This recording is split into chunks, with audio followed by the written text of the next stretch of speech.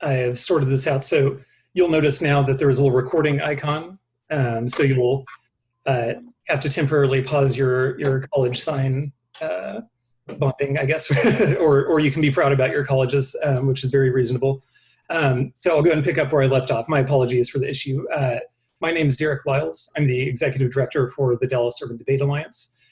For over 11 years, our organization has partnered with Dallas ISD and their Department of Student Activities to offer and promote rigorous academic extracurricular programs to thousands of middle and high school Dallas ISD students. I want to offer one more reminder that this debate will be recorded for public viewing after it occurs. So we ask that any audience members who are not speaking to mute their microphones, especially during the debate, to minimize any disruptions. Before we begin, I want to take a moment to thank each and every one of you. In particular, I want to start with the participants, Asia, Josue, Olivia, and Francesca. These students truly represent some of the best the Dallas ISD debate has to offer, and they've poured their time into preparing for this event in spite of everything that's been going on. So I appreciate y'all's flexibility and your time. It's greatly appreciated. I'd also like to take one moment to congratulate Asia and Olivia in particular, as they either are graduated or are about to graduate. I think it was last night. So congratulations on graduation, y'all. We will miss you. Asia will be attending Wake Forest, and Olivia will be attending the University of Southern California. And both have plans, it sounds like, to continue debating in college. So we're very excited for them. I'd also like to take a moment to thank the judges. I'll give you a moment to introduce yourselves before the debate starts, but I'd like to thank Dr. Mark Rudin, the president of Texas A&M Commerce. We're fortunate to enjoy your presence and the attention of someone so deeply involved and so influential in the field of higher education. I'd also like to thank Mr. Matt Houston, the chairman of the board of the Dallas Black Chamber of Commerce. It truly pleases us to have the support and interest of someone so influential in our local community. And I'd lastly like to thank Dr. Brian Lane, the director of debate and professor of communication at the University of North Texas. I've known him for many years, since I debated in college, and I think maybe even in high school, so almost 20 years now. We really appreciate you taking your time to lend us your expert ear as our students get to put their work to the test. And lastly, I'd like to thank Mr. Roland Parrish and his charitable foundation, and also Mr. Baker, who's been helping me organize this. This event would not be possible without them. For those of you that don't know, Mr. Parrish is a Dallas success story. He earned his bachelor's and his master's degrees at the Krannert School of Business at Purdue, which I think we heard earlier. And he's the owner of more than 24 McDonald's stores in the Dallas area. The Dallas Business Journal ranked his company as the 7th largest minority-owned firm in North Texas. In 2017, his company was named the Minority Business Enterprise of the Year by the U.S. Department of Commerce's Minority Business Development Agency. It's worth noting that Mr. Parrish has been generous to both his community, higher education, and abroad. He sponsors McMiracle on Highway 67, which is an annual event in the Dallas area that provides fifth graders with new bicycles. And in honor of his parents, he also established the John H. and Marie Parrish Medical Center in Uganda, which provides treatment and care for orphans whose parents have died due to AIDS. Mr. Parrish currently serves on advisory boards for the Salvation Army and the NBA Dallas Mavericks, and he was recently elected to the Board of Trustees at Fisk University. With that said, I'd like to yield the call for a moment to Mr. Parrish, who I believe would like to offer some opening remarks. Okay, Dr. Lyles, thank you very much for that most gracious introduction. I was starting to say cut. And I do want to say that I'm very pleased. This is our second year partnering with the Dallas Urban Debate Alliance. And this is very fulfilling to the students. One remark I'll say is we have so many tournaments in sports that I wanted to, if I could, eventually have chess and debate tournaments. So this is the second year that we've had this debate tournament. So I'm very pleased with that. Also to the professors, to not necessarily in any order, I did jot them down, I guess, alphabetically, to my good friend Matt Houston, businessman and entrepreneur, thank you for your time. To Dr. Brian Lair, I want to say that my son is a graduate of UNT, the communications department. And of course, to Dr. David Rudin. And the best I can say is at Purdue, we say boiler up and hammer down. So I went to get a hammer real quick. I'm very proud that you're in Texas and the president and CEO of a university, Texas A&M at Commerce. We've been used to saying East Texas State. And thank all three of you for your time today. It's to me very important. We try to pick contemporary topics. Last year we we debated about the Electoral College. And even though that will be a timely debate, unless it's changed, we decided to debate about America's pastime with the recent, I don't know if we say allegations, I guess they have been brought forward of our fellow Texas City, the Houston Astros. And so it's going to be very interesting to hear the debate from the contestants today. Luke 20:12 says, "To whom much is given, much is required." And we look forward to, once this is over, to being able to get your information. I think Mr. Rodney Baker will make sure we get that so we can award you scholarships to help with your further education. So with that, Dr. Lyle, I'm going to go on mute, and I look forward to being educated and entertained about our pastime from the students. Thank you very much. Thank you very much. And I can say that apart from our obvious gratitude that you've chosen to partner with us, I know that our students are especially excited to continue to have an opportunity to debate for this scholarship opportunity. It's truly become one of the highlights of our end of year programming. We really appreciate it. So today, Doctor, can I make a quick one here? I see we had another party join. We have one of the vice presidents from Bank of America, Mr. Keely Johnson, who joined. I'm not sure if he can hear us. Can you wave your hand, Keely?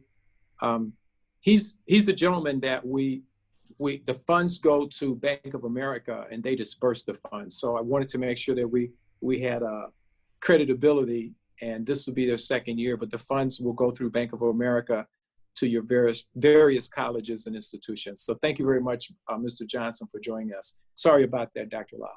Not a problem at all. Thank you, Mr. Johnson. So today we will be witnessing a public debate for $15,000 in scholarship prizes. Our teams will be debating the following topic, the formal version of what we heard from Mr. Parrish. Stealing signs has been a rich part of baseball, our national pastime, for over a century without punishment. Now that we're in the digital and electronic age, should heavy penalties and punishments, such as fines, suspensions, and termination, be levied against managers, coaches, and players for using current technology? Before we begin, I'd like to briefly introduce the judges or give them a chance to introduce themselves so the students can know who you are. Obviously, we've heard some top-level comments about you, but if you'd like to say anything before we get started, I'm sure we'd love to hear from you. So Dr. Mark Rudin, if at least you can wave your hand for the camera, or if you have anything you'd like to say. No, I'm looking forward to this. This is exciting. I'm really honored and privileged to participate in this. Thanks for looking forward to it. Thank you. And Mr. Matt Houston. Yes, thank you all. First, I want to congratulate the students, for a job well done, not only with debate, but with your scholastic career. So congratulations with all that you're doing. You are Dallas's future. It's very bright, and I'm looking forward to hearing your positions. This is my second year judging. And so I appreciate Mr. Parrish and his philanthropy, and I appreciate the Urban Debate Organization providing this opportunity for you all. So I'm excited. Thank you.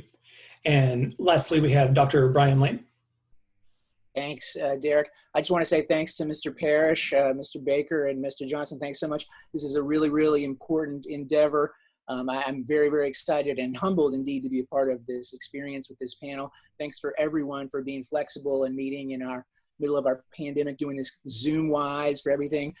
I got an opportunity to follow the careers of some of these students that we're getting ready to hear from our regular competition season. I'm really looking forward to it. I can tell you congratulations to all four competitors.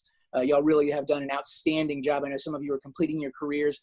I wish we could have done this face-to-face, but you've had an outstanding debate career, an outstanding high school opportunity. I know this is just the beginning. I'm really looking forward to it. Thank you. Thank you, Dr. Lane.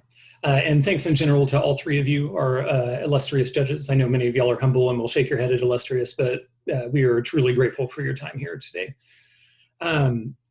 One last bit of context before we get started, and then we'll hear from the students, which is really what we're here to do.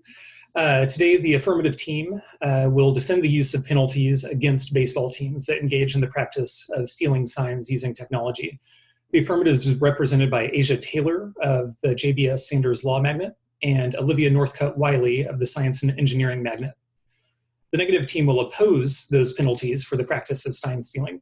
The negative is represented by Josue Cabrera of the Barack Obama Male Leadership Academy and Francesca Gilbard of the Talented and Gifted Magnet.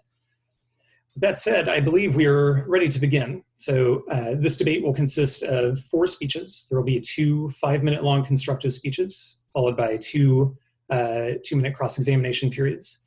And there will be 2 3-minute rebuttals to follow. Both teams will have 3 minutes of preparation time should they need to organize their thoughts between the speeches. I will be keeping time. So if the time is up before your speech ends, please finish your speech. Or finish your sentence and yield the floor so we can move along with the debate. I'd like to offer a final reminder to viewers to mute their microphones at this point. I'll go ahead and do the same myself momentarily. With that said, I believe we are ready to begin. Asia, I believe you are the first affirmative speaker? Yes. Excellent. All right. Cool. You have 5 minutes for your speech, and you may begin whenever you're ready.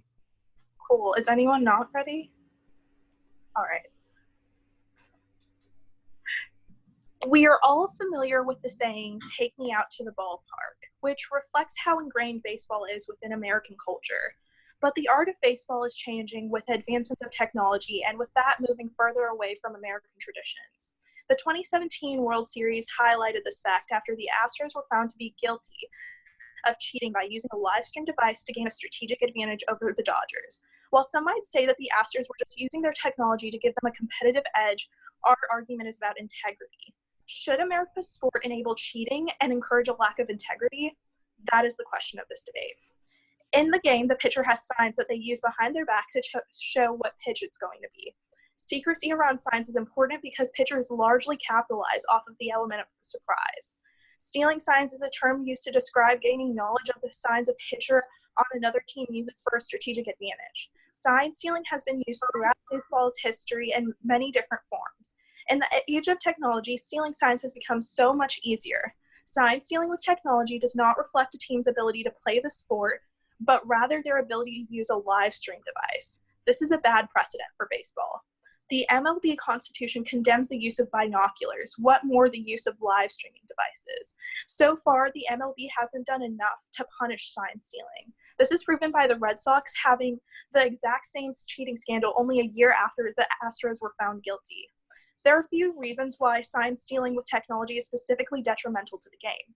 The first thing to note is that sign stealing with technology means that the batter knows every pitch that is coming.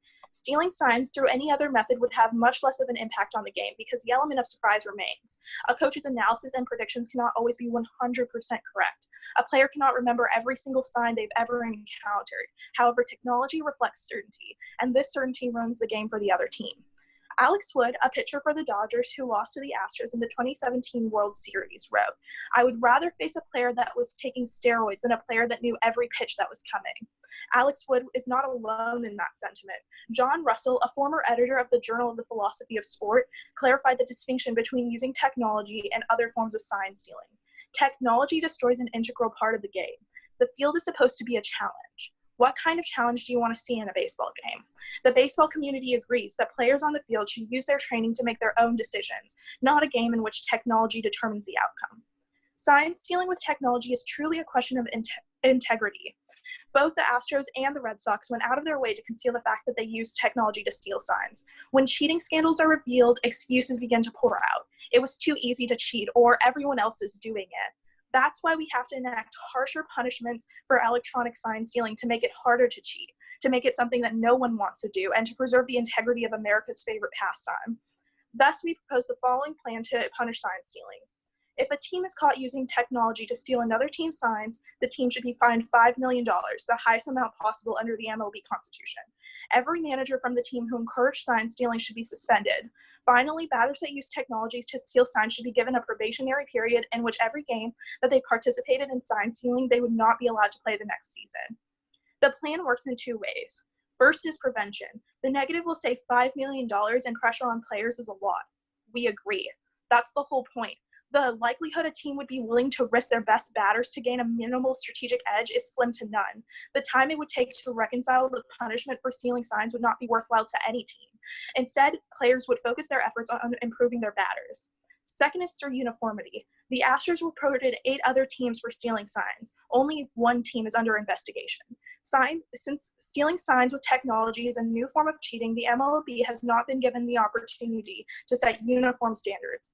If there is a risk a team can use technology to steal signs and get away with it, then they'll do it. However, applying uniform standards to every instance of sign stealing would prevent any loopholes a team could use.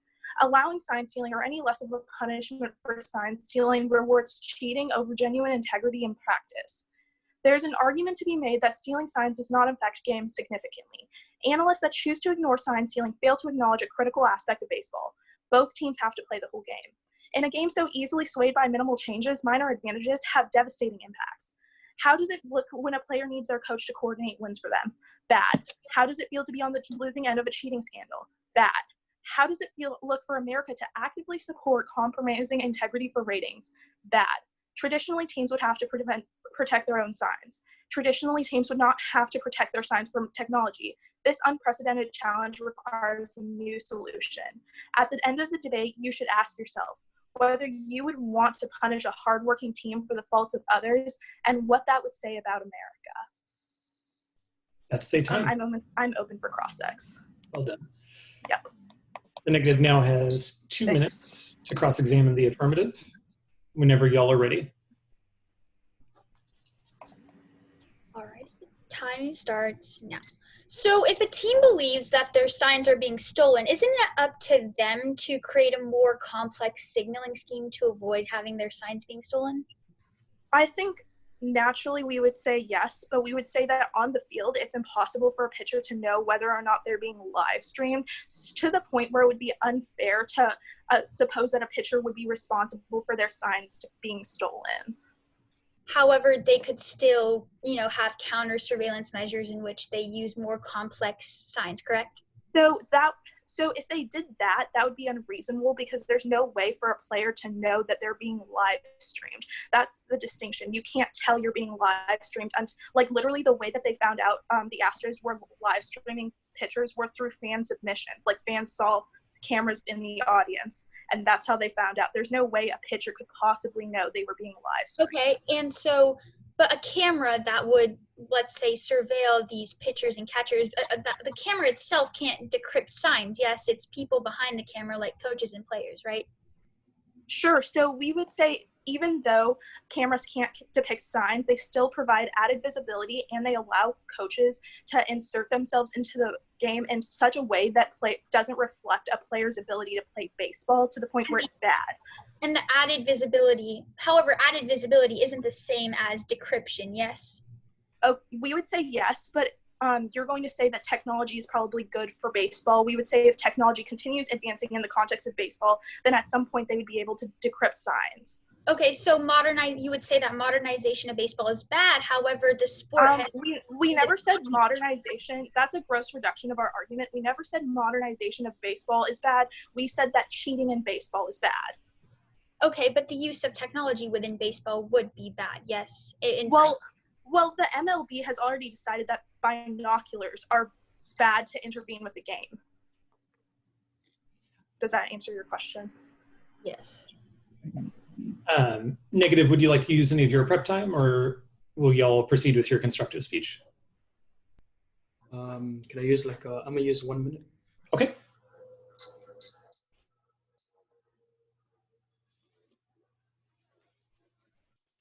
For those watching in debate, it's traditional that teams get preparation time between speeches to allow them to organize their thoughts. And so a lot of this work was done before the debate, obviously. We gave them time to organize their speeches, produce evidence, and we had a demonstration debate recently with just us. But in the follow-up to that, everyone makes a couple of tweaks to their arguments and fine-tunes it. So Josue is taking a moment to make sure that what he has is responsive. That's what's happening here.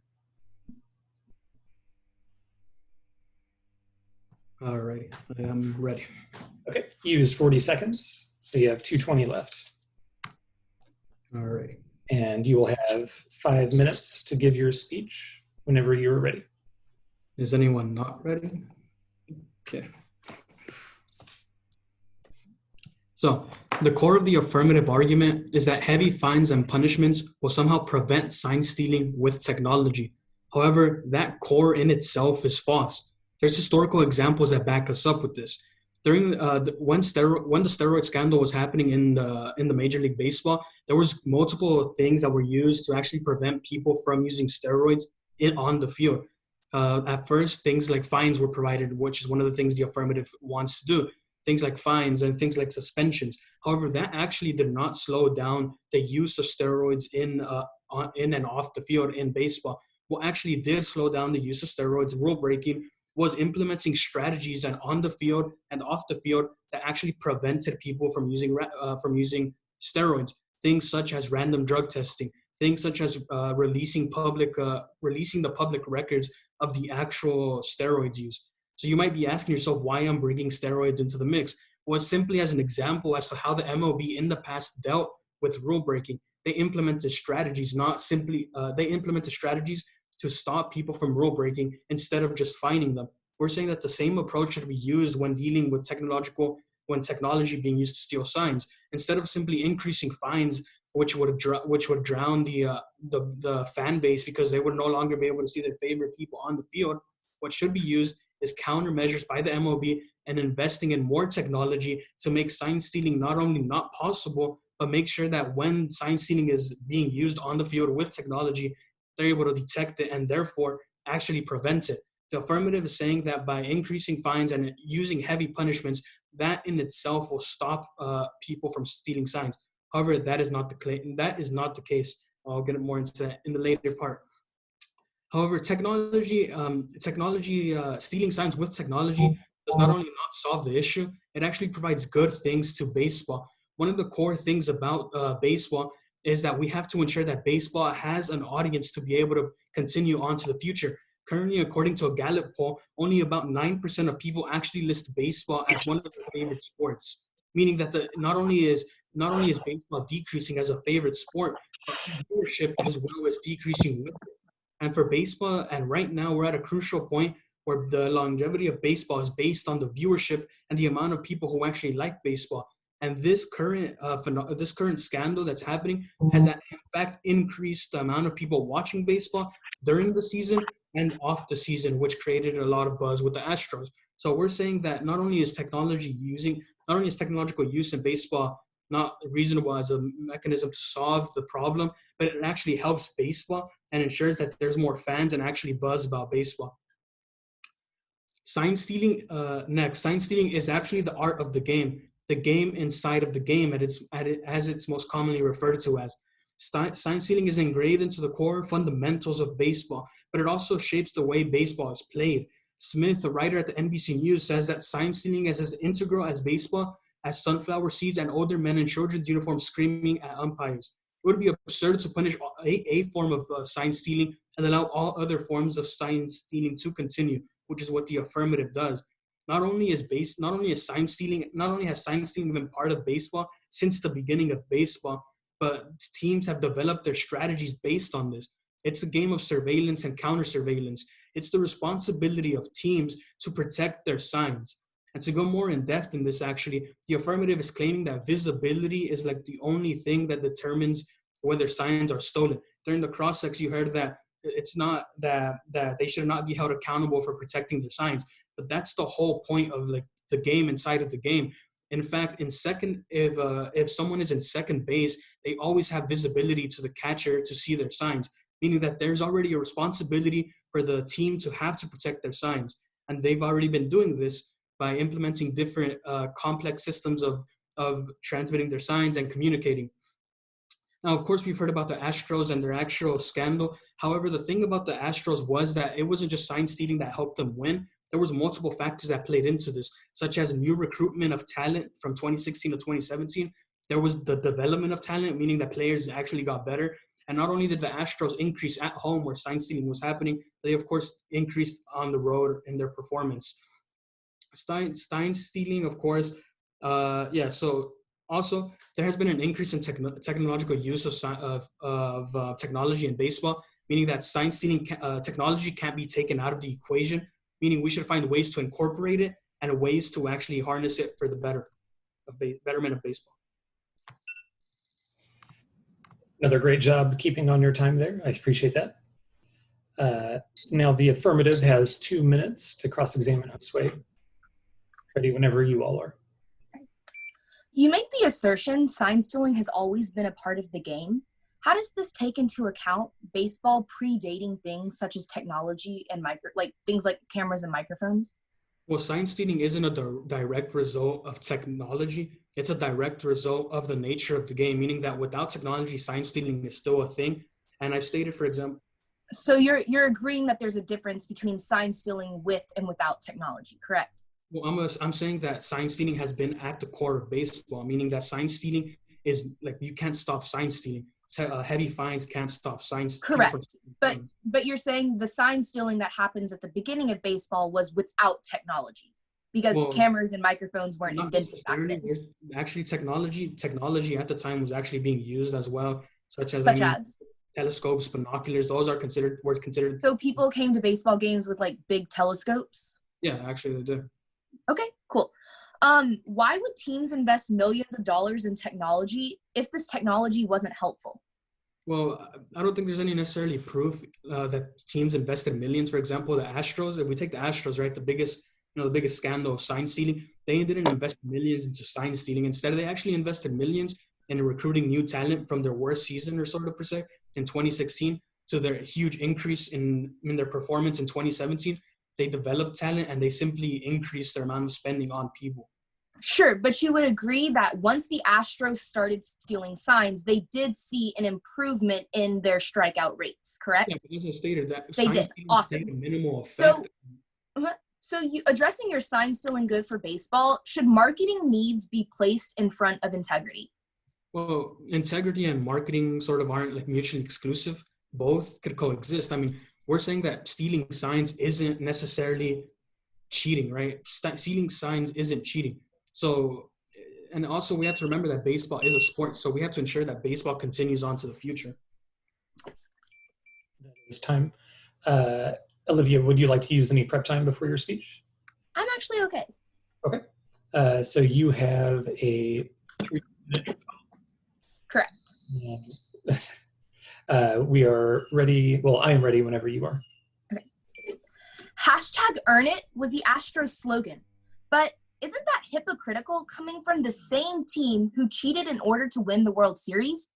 We have presented a clear line of reasoning that supports the fact that sign stealing with technology is in fact cheating, in which the negative has agreed. And as a result, we need a harsher punishment. We have 2 reasons for this. First, it is distinct from sign stealing on the field. There is a large difference between a player on second seeing a sign and signaling it to the batter versus the Astros installing a center field camera for a player to watch in the media room, text to another player, and then bang on a trash can. Second is that it does make a difference. Sign stealing with technology improves accuracy because signs get stolen every time. It is impossible to avoid cameras when cameras are all around you.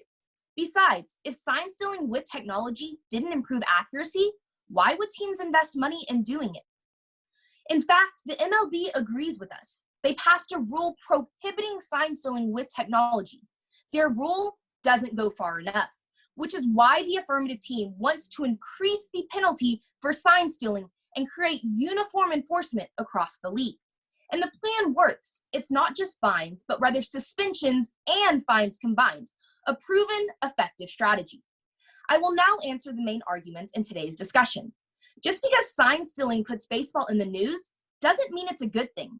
Marketing campaigns should never be placed in front of integrity. In fact, the headline of the article they presented has stated, quote, Houston's trash can banging scheme has brought controversy, shame, and villainy to the MLB. This is equivalent to saying the New England Patriots should keep deflating footballs because it puts them in the news. It's absurd. The other main controversy in the debate space is the delineation between sign stealing with and without technology. While sign stealing might occur on the field today, having access to cameras, binoculars, and microphones drastically changed the game. This hurts baseball and creates a race to fund cheating rooms instead of things like training equipment, which push baseball in new directions without compromising integrity. At best, their arguments rely on the false idea that because technology is emerging, baseball should enable cheaters. But this scenario doesn't hold true. In school, since students now have access to smartphones, does that mean teachers need to get better about writing tests? This misplaces responsibility and enables the cheaters. Baseball is America's pastime. It's rooted in a rich history of hardworking Americans relaxing on the weekends by watching an honest game of baseball. Instead of tarnishing baseball and an extension America's reputation by enabling cheaters, we should instead punish them harshly so that honesty and hard work remain forefront in America's game and traditions.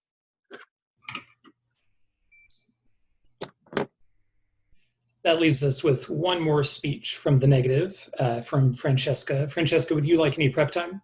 Yes. May I take the rest of my prep time? Of course. You have 2 minutes and 20 seconds.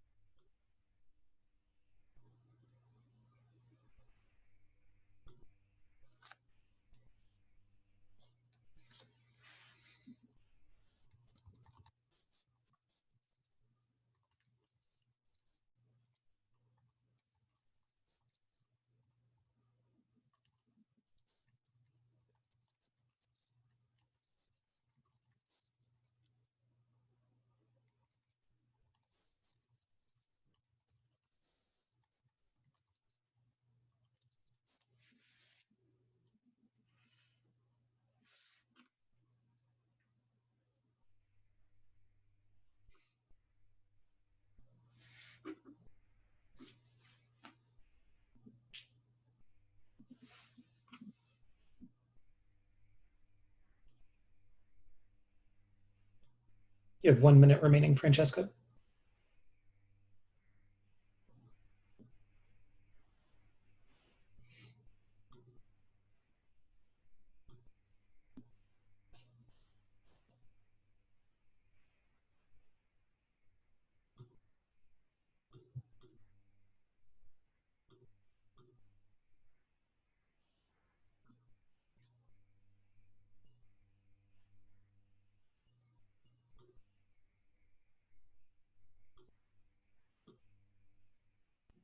I am ready. You have 3 minutes for your final speech, and I will start the time whenever you are ready. Sign stealing has been a part of baseball since its beginnings, and for good reason. The affirmative praises baseball's rich culture, yet aims to enact overly harsh punishments on sign stealing, an art form that is just as ingrained into baseball culture as baseball is within American culture. Their plan is a blatant overreaction. Firstly, according to the unwritten rules of baseball, it is up to the team giving signs to protect their signs' integrity. Furthermore, the affirmative plan is placing blame on the wrong party. If teams believe that their signs are being stolen, it is up to them to change up their signs, and the majority of MLB teams and players agree with this sentiment. Next, technology has come to play an integral role within baseball, in large part due to MLB's heavy promotion of it. As a result, it would be ludicrous for MLB to punish teams for using technology when MLB as a whole is moving towards modernization of the game. Baseball as a sport would be better off without these restrictive constraints on technology, as sports that fail to modernize almost never last. The affirmative states that sign stealing on the field is distinct from sign stealing with technology. This is simply untrue, as they both produce the exact same outcome in the game: knowledge of the pitch before it has been thrown. Sign stealing with technology is no different than manual sign stealing. One must be able to decrypt signs in both instances. As a result, the plan leaves an empty void.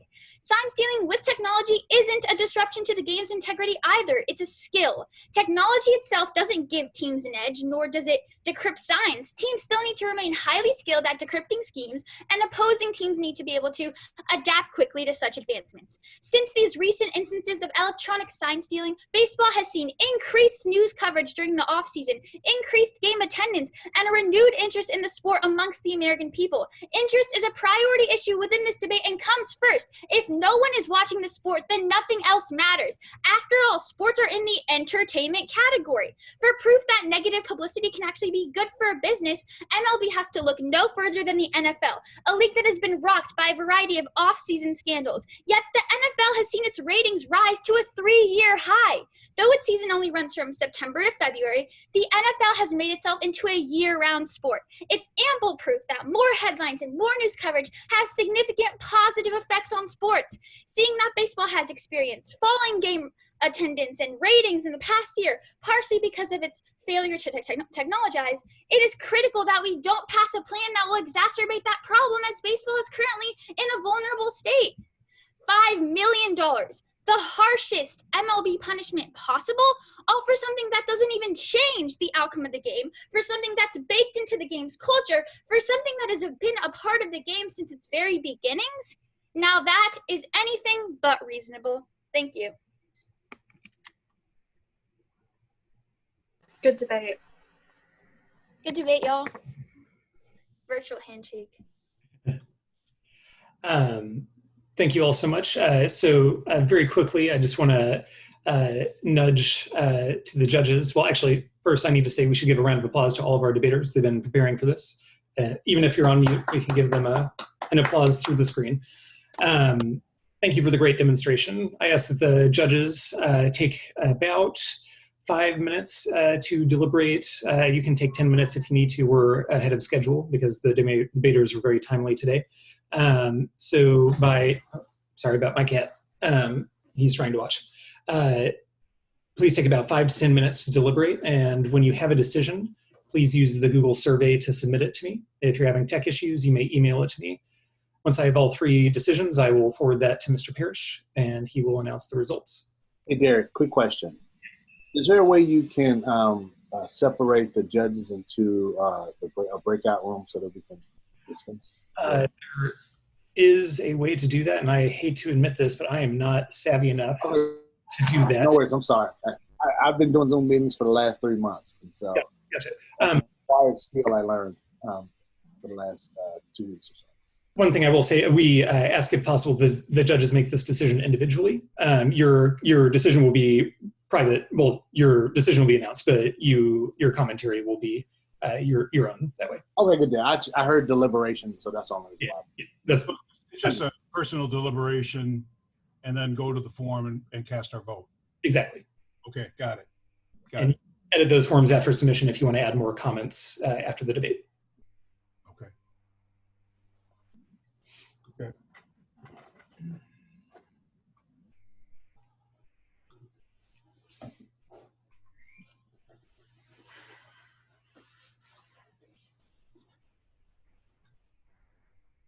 Come on.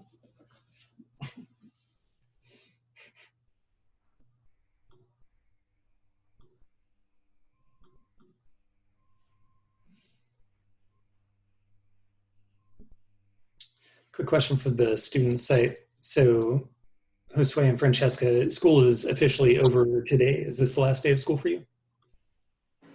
Yes. Nice. Congratulations. Hopefully this is a good way to spend your last day of school.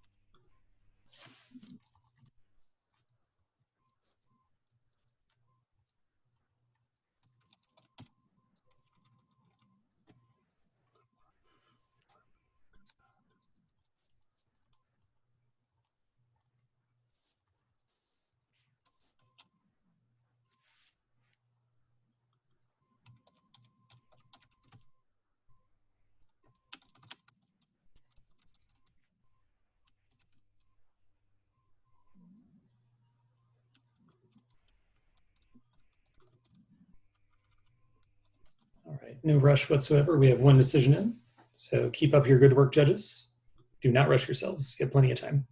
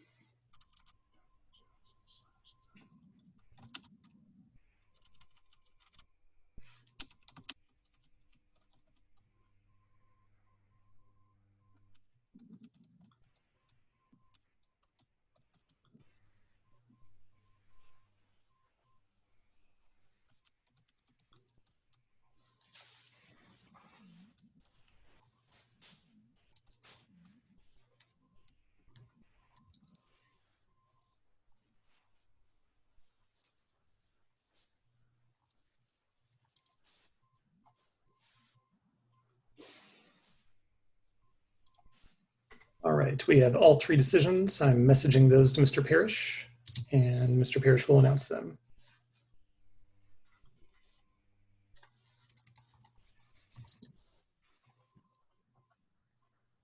So Dr. Lyles, this will be on my me.com email? I was actually about to message it to you through Zoom, but I am happy to email it to you. If you're on your iPad, which it looks like you might have trouble accessing that. So I tell you what, I will email it to your account. I actually have two iPads. One I'm on Zoom and the other, I was actually looking at the agenda. So if it's rolandparrish@me.com, my email, that would be great. Got it. Okay. While I'm waiting for that email, I would like to, again, thank the judges, Dr. Lair, Dr. Rudin, and Mr. Houston for your time.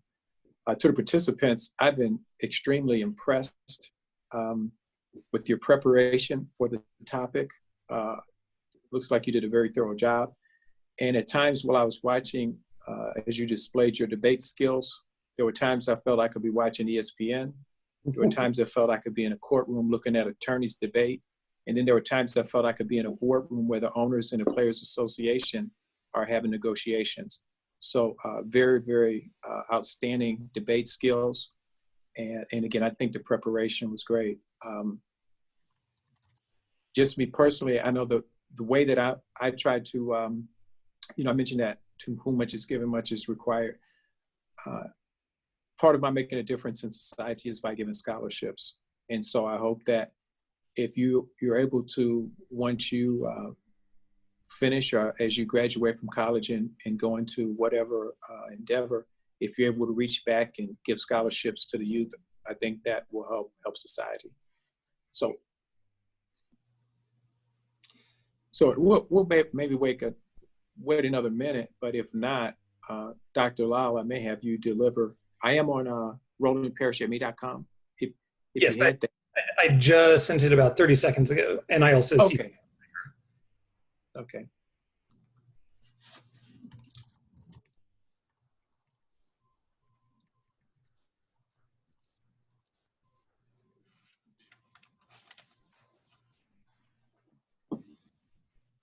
Hey, Derek and Roland, do you mind if I just take 15 seconds and make a quick comment? Or yes, actually, that would be great while we wait for the email to go through the magic internet tubes. Judges, if you have comments you'd like to offer to the individual teams, that'd be fantastic. That's very good. First of all, I'd like to say I kind of resent that I continually find myself the dumbest guy on the screen during these Zoom calls. So you guys did an outstanding job. I appreciate it. And if you take a look at how you conducted yourself today, and you take a look at how our local, state, federal officials conduct themselves in terms of having a dialogue, constructive dialogue, we need less of that and more civility in the dialogue we have. And we need more Olivias, Yosus, Francescas, and Asias in our society today. So great job. Thanks so much for it was an honor and privilege to listen to you all talk. So thank you very much. I agree 1,000%. This is a great 45, 50 minutes of a topic that I thought of for the last year, a little over a year. And as you all pointed out, I pointed out some very solid points. And in a great debate, when the person who's listening is back and forth on how they believe, I think y'all achieved y'all's mission. That definitely happened here. I'll echo that sentiment. Just a fantastic job by the debaters. I'm a debate coach, so I've seen a fair number of these, and I'm seeing more and more of these on Zoom. And I just want to say I thought you did an excellent job. I had the opportunity to watch some of you in face-to-face, and I was amazed with how well you made it translate to the digital online format. I can tell my other judges and my colleagues here and Mr. Parrish that in person they were fantastic, and I thought I would need to say, well, it's a shame we couldn't do that. That's not true. You did a fantastic job. There's no shame at all. You did an incredible, incredible job. You brought it through online. You brought it through digitally. Fantastic debate round. Really, really solid. Yeah, I don't know about you, Brian and Matt, but I don't know how the vote's going to turn out, but that was tough. It was tough. Yeah, I agree. That's what took so long. That's what took so long. So. That's what they pay you the big bucks for there, Matt and Dr. Rudin there. They want you to be that clutch decision in there. That's you. Yeah, right. I just emailed Derek and said, whatever they said, I agree with. But that's not true. Okay. So are we ready, Dr. Lau? I believe we are. You have received the email. I got your confirmation. And so I will turn it over to you, Mr. Parrish. Okay. Yeah, and again, thank you very much. And just amazed at your skills and ability, and I wish you the best of luck. And sometimes I don't like to say luck, but continue to hone your skills in college. I'll make this one point. If I had to go through high school and college again, I would have been part of a debate team, because what I found when I got to corporate America, we learned how to crunch numbers at Purdue, Dr. Rudin. I mean, just very quantitative. But once you get into the corporate world, it's about who has the best dialogue, the debate, those skills. So we have a split decision, and again, a very tough decision, but a split decision. And so the winner is the affirmative team. And if I have it right, that's Miss Asia Taylor and Miss Olivia Norcutt. And again, congratulations to the four of you. And I will probably have to yield to Mr. Baker, because I believe we have, I know it's a $15,000 prize, and I believe it's 5 and 5 for the two winners, and then $2,500 and $2,500 for the second. Yes, sir. Yes, sir. That's correct. Okay, and I know hopefully we have at this point your names, addresses, and if you, and okay, I guess can we open my, have you selected your schools? I know I'm not sure if everyone is a senior, and if not, you'll work through Mr. Johnson in Bank of America if you're a junior, but if you're a senior, Bank of America will prepare the check so that they could go to your university. But could we hear if you're seniors, where you plan to go right now, or if you're down to your last couple of selections? I guess starting with the ladies. Well, let's start with Asia and Olivia, since they're I guess the winning team. So I'm Asia. I'm going to Wake Forest in the fall. Outstanding. Okay. Olivia. I'm Olivia. I'm going to the University of Southern California in the fall. Okay. Okay. And to Francesca and Jose. I am actually not a senior this year, so I don't have a commitment. Same as. So you got, now, I don't think we have any rules that you can't enter the tournament again. So you're a finalist, and you might have that opportunity to come back next year. That would be outstanding. That would be outstanding. So I guess back to the agenda, I'll turn it back probably to Dr. Lau. And again, thank you, judges. Thank you, contestants. This has been a very enjoyable 55 minutes. Congratulations to everybody. Dr. Lyle. Thank you. So I just want to say one more quick thank you to you, Mr. Parrish. Obviously, you know how important this is to the students, and I can tell by the way you speak about it that you truly have a special place for debate in your heart, and we cannot thank you enough for that. To the students, congratulations, you all, and especially for Josue and Francesca. I am very excited to see you in the coming years. I am not at all worried about you showing back up to this event, and I imagine we will be seeing you again in the near future. Asia and Olivia, I will miss you all quite a bit. And for those of you that don't know, Asia is a former student of mine, and so obviously I was not judging this debate for that reason, but I will just want to take a moment to say I miss you, kiddo, and good luck at Wake. Thank you to the judges, Dr. Rudin, Mr. Houston, Dr. Lane. We couldn't have done it without you. And otherwise, I think this has been a very great experience. And I've been pleasantly surprised by our first online debate of the year, and it makes me a little optimistic for next year. So unless anyone else would like to weigh in or say anything, I think we have done a great job here, and I appreciate all of your time. Okay, thank you. Y'all have a great one. Congratulations, students. Y'all have a great summer. Thank y'all. Thank you. Thank you. Bye. Awesome job. Congratulations.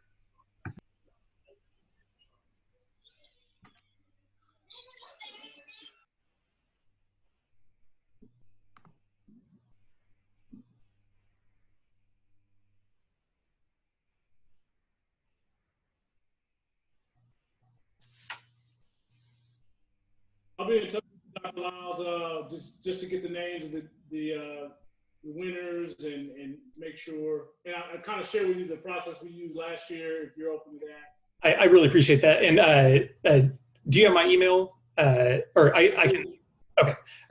Just let me know what information you need from the students, like name, address, whatever. And Yeah. okay. And I'll get that from them as soon as possible. Thank you very much for your time and your help. Absolutely. Have a great week. Take care.